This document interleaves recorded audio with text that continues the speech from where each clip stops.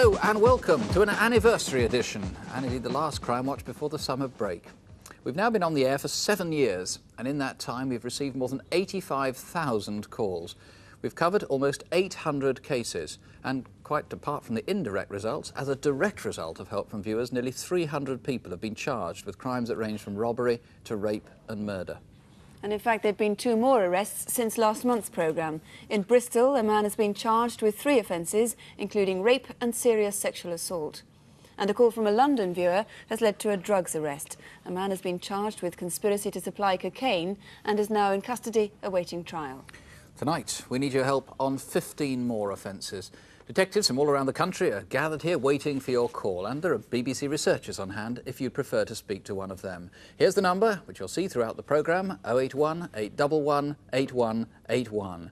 And for the hard of hearing, we've this Minicom number, 081 743 2468. 081 743 2468.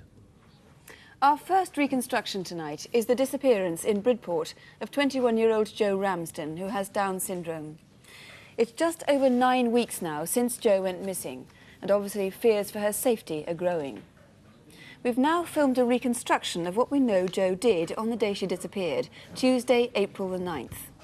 You'll hear the voices of several witnesses who saw her on that day. The actress who takes the part of Jo is, like Jo, 21 years old and has Down syndrome.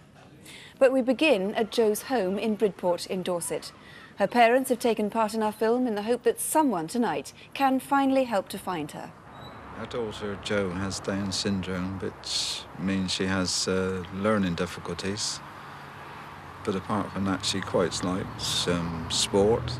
She's a bit of a tomboy, really. She's got me up a windmill in Suffolk once.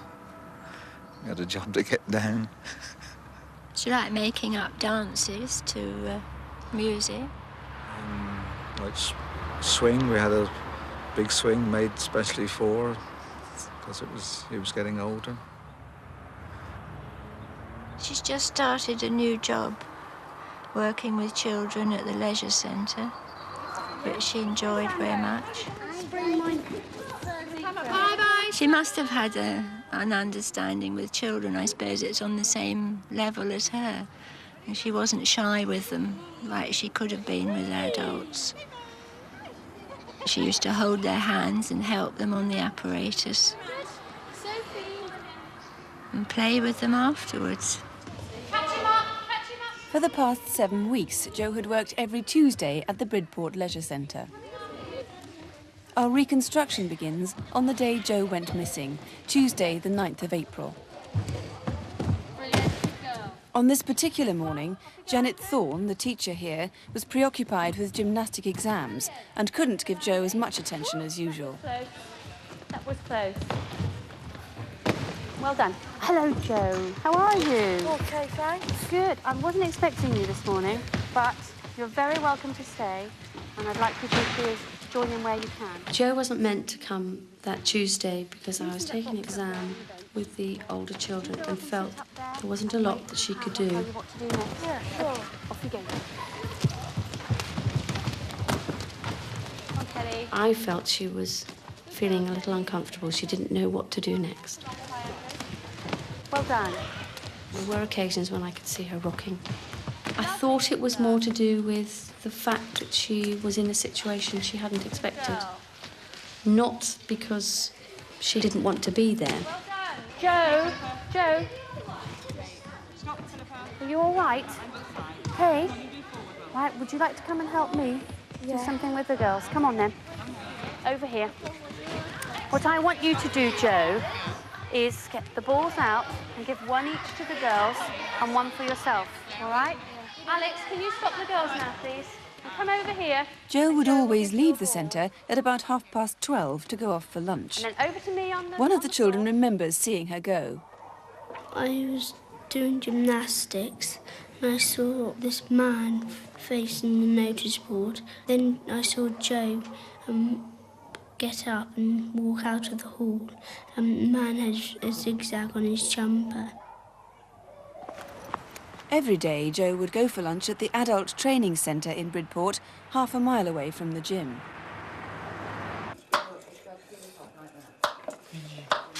Dorothy Gill is an instructor here. What I've tried to do is to get as much work experience for Jo and the others in the group out in the community.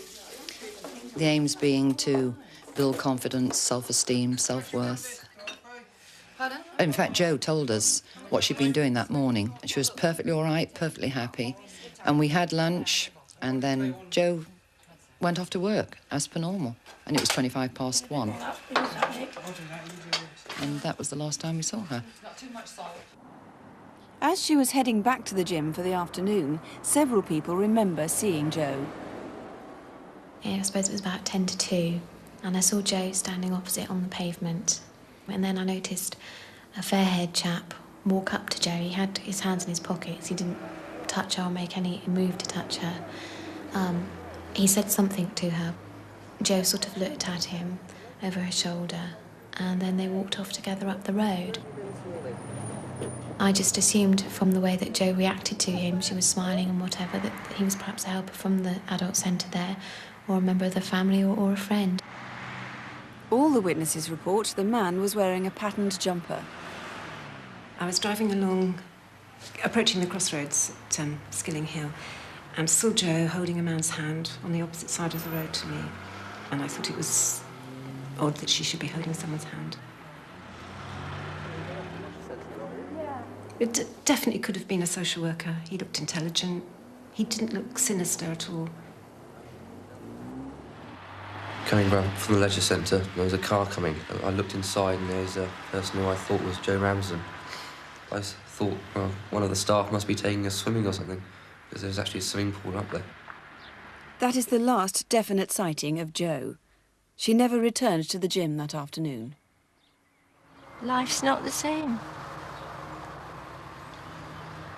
Well, you're in limbo, aren't you? You've got no news, you can't plan anything or do anything with any sense. And you just wonder where she is. Meal times, there's always an empty chair. It's just terrible. Empty bedroom. No one to help me with the shopping. She used to come shopping with me. Well, whoever's holding her, we need her back. We love her. We just want her back. She's special. Well, Mr. Burt, when we appealed for information on Jo on our incident desk last month, 200 viewers rang with help. What do you need from viewers tonight? Yes, we had an excellent response from your viewers on that last programme. But on this occasion, what I would ask is for the viewers to look closely at the photograph of Jo, so they really get to know her. And then if they've got any information as to where Jo is now, would they please contact us straight away? Right. That is what Jo looks like. That's right. Jo is who we need to find. 2 witnesses have helped to make artist's impressions of the man who was seen with Jo on the day she went missing. What are the descriptions of this man? He's in his late 20s, about 5'5", and as you can see from the artist's impression, he's receding. His hair is very fair and it's thin on top. He's also wearing a very brightly patterned jumper. In fact, if you look at the photo fit, at the artist's impression, you can see that it's got a zigzag pattern across the top. Now, do you think this man is the same man who was seen a few minutes after the last sighting, driving a black car with Jo in the passenger seat? Yes, I do. I believe he was in that black hatchback car that was seen going along Skilling Hill Road. This is a black car with a dark grey interior, and it's got headrests which are hollow. In fact, the reconstruction, a very good reconstruction of that car, and if we can link that car to that man, then clearly I should be very pleased. Another clue may lie in the bright red Liverpool Football Club shoe bag that Jo had with her. That's right. Jo was an avid Liverpool Football Club supporter, and indeed this is the type of bag that she was carrying. If anybody has seen that bag or found that bag, or a vehicle has been returned and that bag has been in that vehicle, then I would ask them to contact straight away. What are your feelings about where Jo might be? Well, I've got real fears for the safety of Jo, and clearly I need the viewers to help us find her so that we can return her to her parents and indeed to the good people of Bridport. Well, Mr. Burt, let's hope we can achieve that. Of course, it is vital to find that man who was seen that day with Jo in Bridport, if only to eliminate him from the inquiries.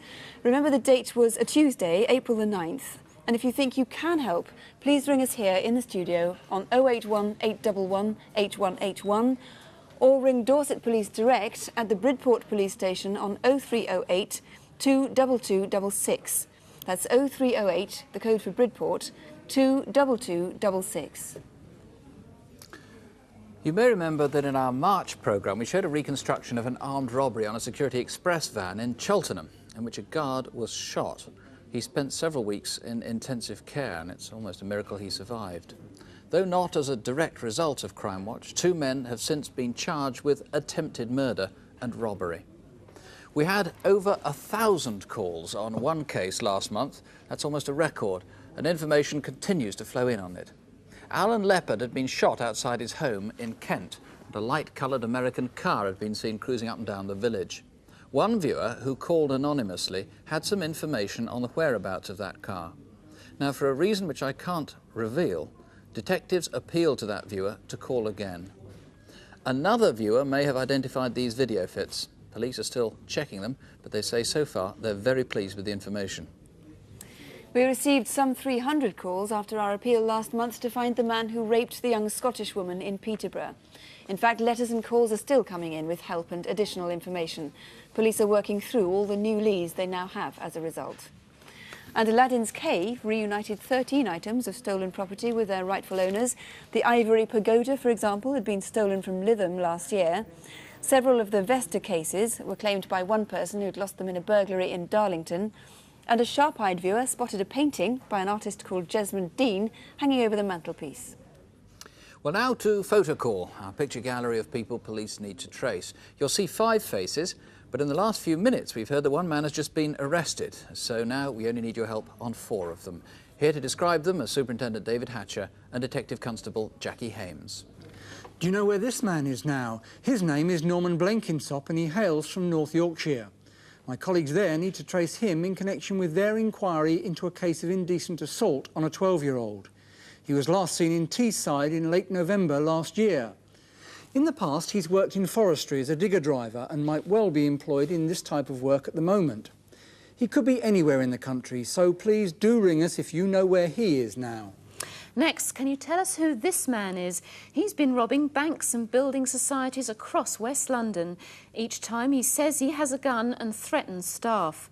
So far, my colleagues believe he's visited 11 financial establishments, one only yesterday afternoon. He's about 25, 5'7", has dark hair and a slim build. If you recognise him, please call us tonight. Next, have you seen these 2 men? Colleagues in Bedfordshire want to contact Wayne Cope and Stephen Douglas Lowe in connection with a fraud inquiry. A woman from Luton has been conned out of £23,000, the money she should have had from the sale of her house. Douglas Lowe absconded from an open prison in Bristol last July. He's 38, 5'10", and also calls himself Andrew Debrett, Andy Cope, Andrew Cummings and Gary Hunt. Wayne Cope is 27, 5'6", and has a Birmingham accent. So, if you know where they are now, or can help with any of our other Photocall faces, do please call us. And here's the number if you recognise any of those faces. 081 811 8181. That's 081 811 8181. Our next case is a murder that took place some 3 months ago. It seems to have been a premeditated ambush, but the killers left several amateurish clues, and at first detectives hoped to solve the murder quickly. As the weeks have passed, though, the evidence they need has been surprisingly elusive. Even the motive isn't clear. Tonight, the inquiry team need your help to piece the clues together. The victim was Peter Rasini, who lived in Palmer's Green, North London, and whose business was in Paddington, not far from Marble Arch. In this reconstruction, his daughter, Lola, takes us through what happened in the last few days that led up to his death. This is Church Street Market, just off the Edgware Road, where several shops specialise in antiques and second-hand artefacts. And one store, Alfie's, is subdivided into dozens of indoor stalls. Peter Rasini had traded here for several years. My dad was very caring, the sort of person that you could tell your problems to. except he wouldn't tell anyone his. Everyone liked him. And the minute he'd walk in, everyone rushed up to see if he had any new stock to buy. And he mainly sold to the same people that worked there. And then he'd have a few regular people that would come in each week to see if he had anything new.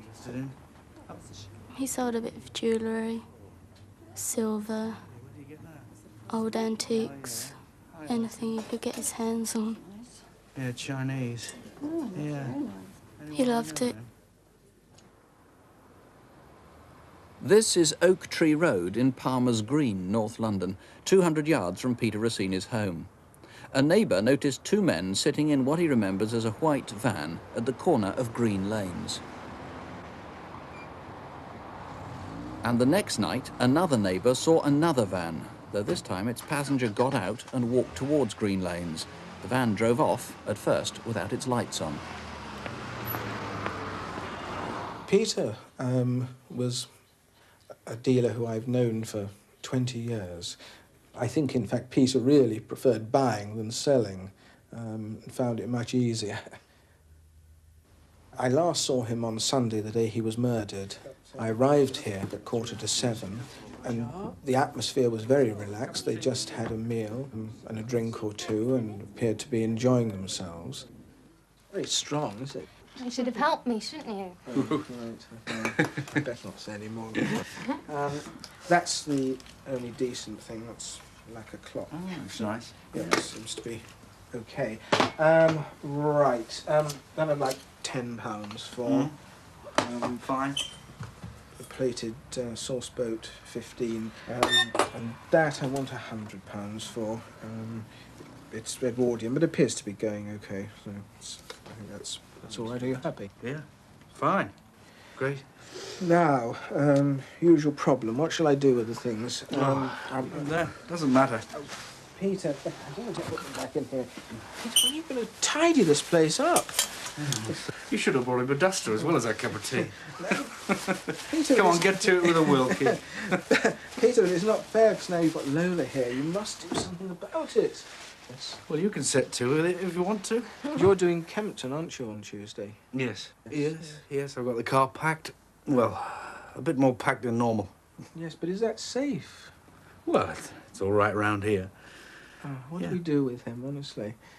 Did you lock it? I don't know. It doesn't matter. Nothing's going to happen.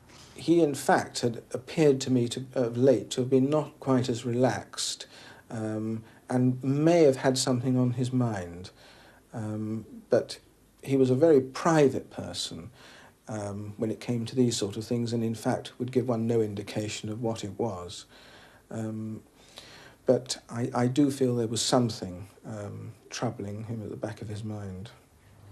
Later that Sunday evening, at around 7:30, Peter left his house to see a friend in Kentish Town, not far away. His niece and Lola stayed at home to watch TV. A blue van was again in Oak Tree Road. When did it arrive? When Peter returned just after 9 o'clock, he parked in his usual place, just around the corner from his house.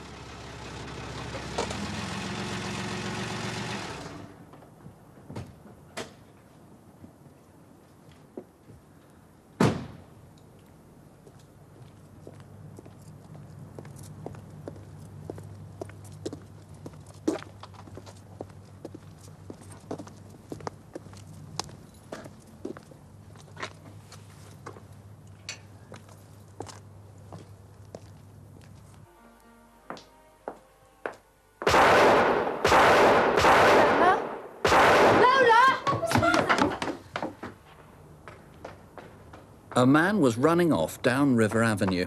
He was about 6 feet tall, heavily built, dressed in a bomber jacket and hard-heeled shoes.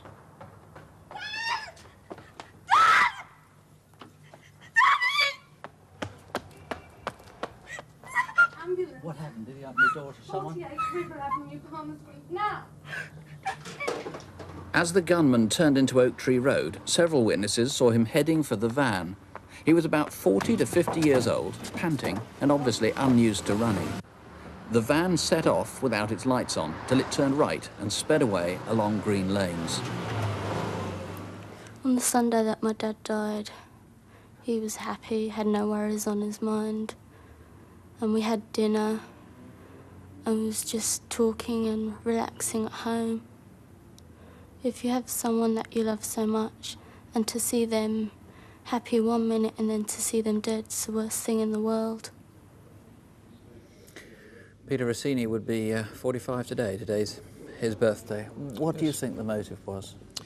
That's the question my detectives and I have been trying to answer for the last 2.5 months. We've been looking into the areas of his private life, into his business life, and more recently we've been looking very deeply into his addiction to cocaine. We've been looking at people that might have been supplying him cocaine.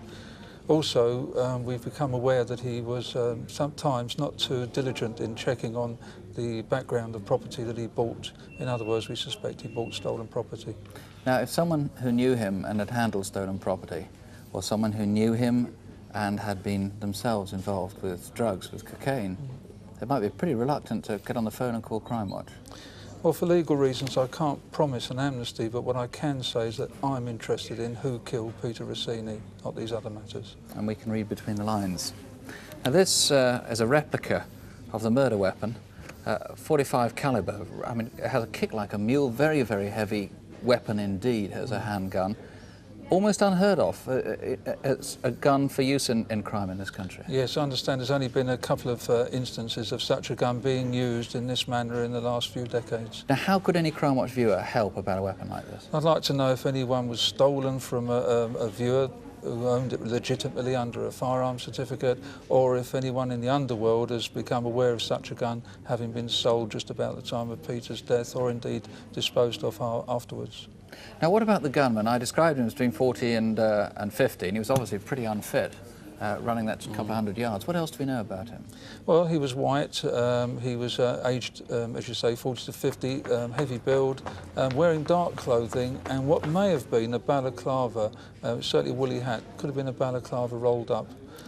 Curiously, he was wearing shoes that made an awful lot of racket and drew a lot of attention to him as he was running away. It's an odd thing to do. Those vans, the white van on the Friday night, or what seemed like a white van, and the two blue vans thereafter, could be unconnected, perhaps? Well, the white van on the Friday night, if it was unconnected, what I would like to hear from are the people that were using that van. If they could come forward, we can eliminate them from the inquiry. This is Friday the 22nd of March. That's right. Anybody was in a white van in that area? About 10:30. And the Saturday night was clearly, almost certainly, the same van that was there on the Sunday. I think that's a very good probability that it was. But again, if it wasn't, we'd like to hear from the people using that van, so once again we can eliminate them from the inquiry. Do you know what sort of van it was? We think it was a Bedford Midi. That's the very best guess that our witnesses can give us, but if it wasn't actually a Midi, it's very, very similar. OK. Well, let me tell you, there is a reward of £5,000 that's been posted by Peter Rasini's father. If you think that you can help in any way, do please call us. Here's the number, 081 811 8181. Or you can call the incident room. That number direct is 081 807 9332. 081, there it is, 807 9332. Well, just checking on calls we've received so far, a lot of calls on the missing Jo Ramsden, more than 30 calls just to hear in the studio. Many people have reported a woman looking like Jo Ramsden in various parts of the country, but one particularly interesting one reports seeing somebody like Jo in Bampton in Devon at a caravan park, so that's being followed up. Someone else has suggested a name for the man in the patterned jumper, and he's the one, of course, who befriended Jo on the day she went missing. So all that's being followed up at the moment and looking quite hopeful. Let's hope so. Nick. Well, now with this month's incident desk cases, here are Detective Constable Jackie Hames and Superintendent David Hatcher. Good evening. First, my colleagues in Surrey need your help to find the gang who committed an armed robbery in Weybridge on Wednesday the 27th of March. The Midland Bank is in the middle of Weybridge, next to St James Church. Just after 10 o'clock, 3 men were seen acting suspiciously behind the church. They were huddled together and looked as if they were plotting something. This man was 35 to 40, 5'10" to 6 foot, slim, with black hair, dark eyes, and had a sallow complexion. He may have had a moustache. The second man was older, 50 to 55, 5'4" to 5'7", slim, with a small face described as weasel-like. We don't have a good description of the man on the motorbike. In fact, those men were about to attack the Group 4 security van. The security van driver was forced to follow a waiting motorcyclist who led him on a 1.5-mile journey through Weybridge to New Haw. In Byfleet Road, they stopped at the gate to a gravel track leading to the Wey Navigation Canal. By this time, another motorbike and a white transit van were following. Perhaps you recognise this man. He's in his early 20s, 6 foot and medium build. The robbery took place round a bend in the track. They locked the gate behind them. The robbers had removed the original padlock and replaced it with their own in the previous 2 days. Having tied up the guards, the robbers made their getaway on the 2 scrambler motorbikes. They went to the White Hart roundabout and up New Hall Road. In Medway Drive, the 2 pillion passengers got into a white Ford Sierra and drove off in the direction of Addlestone. But they did leave behind a number of clues. This Hilti gun, it's used by builders to fire staples into concrete. And these 2 blue boiler suits with the name Springgrove Services.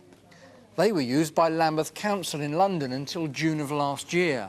Do you know who's had them since? And one man lost his hat. If you know who this belongs to, or can help in any way, please ring us now. Between the beginning of November last year and April this year, there's been a series of sexual attacks on women in the North End area of Birkenhead. Colleagues believe it is the same man. As you can see from the artist's impressions, the women's descriptions of their attacker are strikingly similar. He's about 40 and around 5'10", stocky with short dark brown hair. The most recent attack happened in Upper Brassey Street at about 3 a.m. on Sunday, April the 14th. That's about 300 yards from a piece of derelict land known locally as the Wreck, where 2 of the women were raped, and about half a mile away from Bidston Hill, where another woman was raped. This man's violence is becoming more frequent. If you've any idea who he might be, please call us. Next, can you help to identify this man? We think he's from Kent, as it was here that he molested 2 boys in broad daylight as they played in a park. The young brothers were playing pitch and putt at Moat Park, Maidstone, when they were attacked. It was the afternoon of Saturday, April the 13th. When they went for help, the man ran off up to a housing estate where he was able to call for a taxi, which we know took him to Maidstone West Station. From here, we think he took a train to either Strood or Rochester. Did you see him? He's between 35 and 40, 5'8", stocky build with dark, greasy, swept-back hair. He told the boys his name was Richard and the taxi firm, Mr. Roberts. If you know him at all, please call us. How much do we take for granted that someone is who they say they are, especially when they appear to be an official? Staff at the electricity showroom in Winsford, Cheshire, are certainly kicking themselves for not checking the credentials of this man. He called on them on Friday the 5th of April, dressed in what seemed to be British Telecom overalls and with an official-looking pass. But as soon as the engineer got access to the back of the showroom, he let in 2 colleagues. They tied up the staff and robbed the shop. All 3 men were in their late 40s and had Liverpudlian accents. The man at the top is about 6 foot and his hair and beard are flecked with grey. The second man is also 6 foot. He was wearing a grey suit, as was the third man. On Monday the 13th of May, 2 of them robbed the Embassy Bingo Hall in Wallasey, Merseyside. Did you see them leave at 10:30 in the morning? If you did, please give us a ring. And you can contact us here until midnight if you can help on this or any of our other incident desk cases. And here's the number to ring if you can help, 081 811 8181. That's 081 811 8181. Our last reconstruction tonight is a particularly sad case. 32-year-old Glenda Potter was a lonely woman who'd been divorced, separated from her children, and had finally turned to drink, drugs and prostitution. She just managed to get by on money she earned on the streets of Rochester and Chatham in Kent. On Tuesday the 14th of May, she was found murdered. And our reconstruction begins on the morning of that day in Rochester in Kent. Here, behind the Vines United Reformed Church, is a regular meeting place for local schoolboys. At 8:20, just before school started, 3 boys were smoking very near the spot where Glenda's body was to be found 4 hours later. A gardener started working in the grounds nearby at 9:30 and saw nothing suspicious all morning.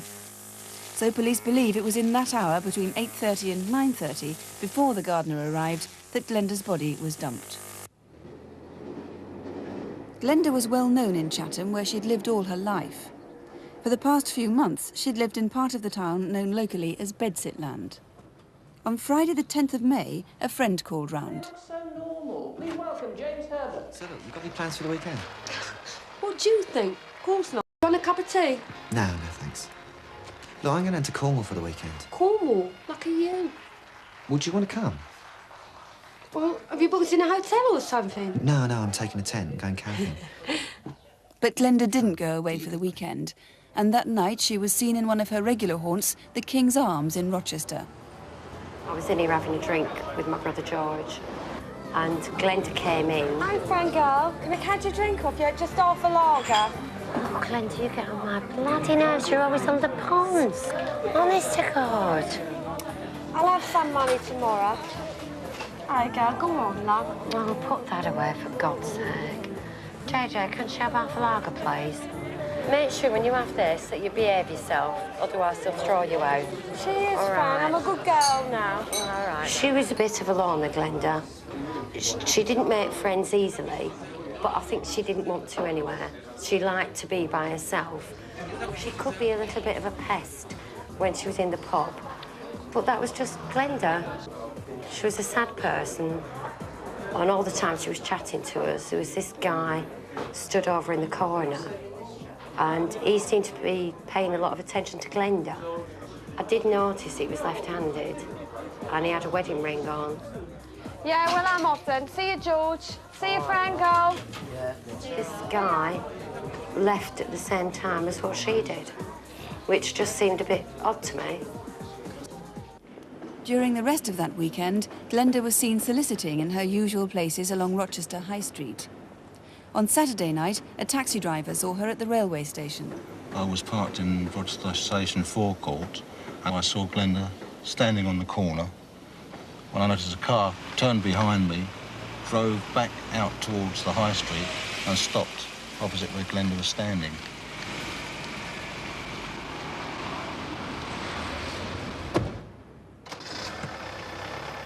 By that time, my passenger was on board, and I followed the car up the road and had to stop virtually beside him to drive round him. I looked into the car and saw the driver virtually full face. The description of the driver is very similar to the grey-haired man in the pub the night before.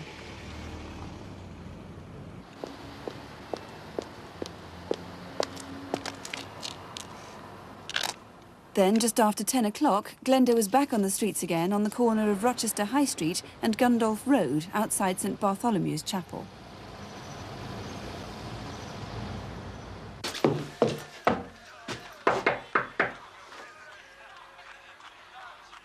Glenda? During the weekend, several neighbours called at Glenda's bedsit because the television had been on continuously. There was no answer. So who did she spend those nights with? Sunday, the 12th of May. Hi, Glenda. Hi. Haven't seen you lately. Oh, well, been busy, you know. Anyway, when are you going to come round and see me? Oh, when I got the time. OK, well, call round any time. I've got to go now. See ya. This was the last time Glenda was seen alive.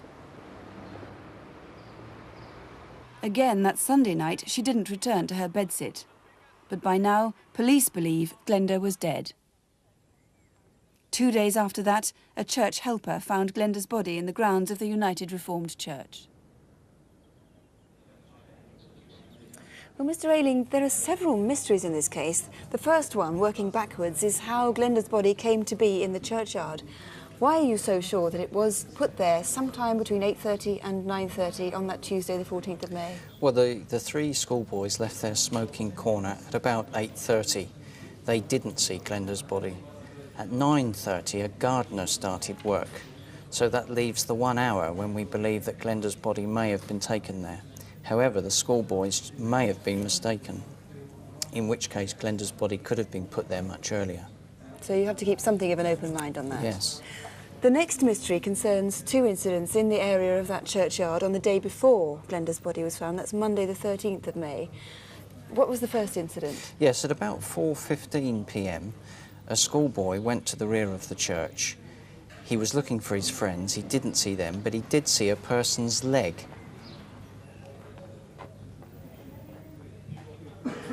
So that's somebody just sitting in the recess there? Yes, apparently so. He describes the leg to us as having a white training shoe with a black pattern on it, and also a white sock with a coloured band at the top of it. We don't believe this was Glenda's leg, as she was wearing white socks with black ankle boots. So you're sure that that wasn't Glenda sitting there? The second incident was about 2 hours after that, and that was in the car park adjoining the church. Yes, here, a man returning to his home after a day out saw two people at about 6:30 p.m. It was a man and a woman. They were stood each side of a wall. The man is described as having sandy hair, the woman short with dark hair. We would like to know who those people were so that we can eliminate them from our inquiry. Right.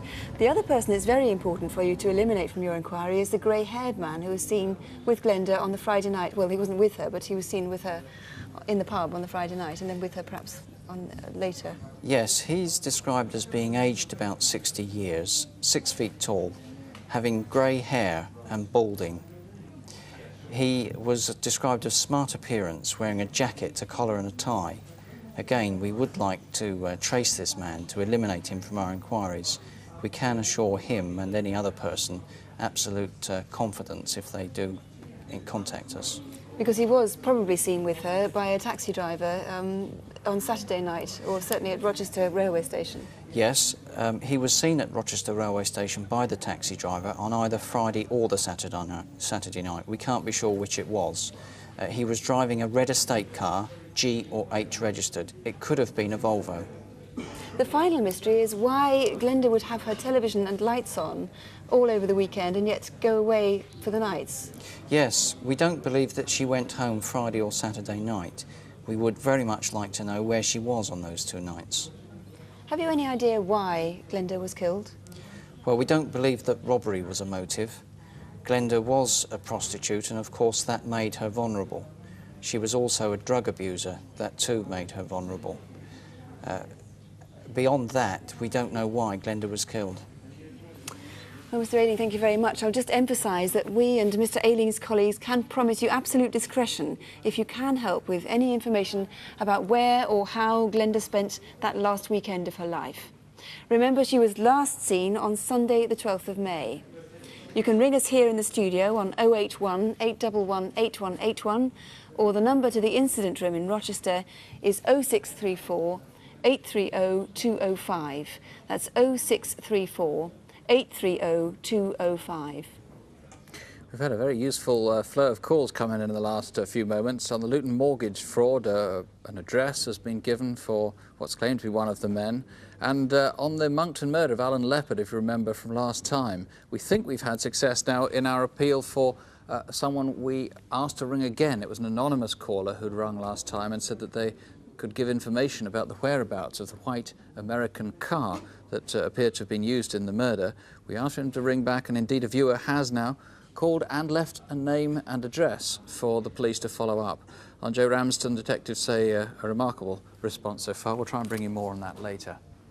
Now, this month we've a second file of photo call faces you might recognise, and here again to help describe them are Jackie Hames and David Hatcher. Can you help my Yorkshire colleagues find this man? His name is Ray Armstrong, and he was last seen on April the 12th in Sheffield. He's been living there for the past year, and detectives want to talk to him in connection with a rape that took place on April the 11th. Ray Armstrong is 41, 5'10", and is stockily built. Both his arms are covered in tattoos, but most noticeable are his tattooed hands. On the left he has a swallow, and on the right 2 hearts, a scroll, and the name Sharon. Mr Armstrong originally comes from Wakefield in Yorkshire and still has a strong Yorkshire accent. He's known to have friends in Manchester and Leeds. If you think you can help us find him, please phone us now. Geoffrey Turner hasn't been seen since October last year. It was on the 25th that he drove his Jaguar to Gatwick Airport and abandoned it, leaving a note to say he was going to try his chances elsewhere. Colleagues investigating a company involved in a £250,000 fraud would like to talk to him. They know he was staying in Oxford under another name at the end of October, but since then he seems to have disappeared.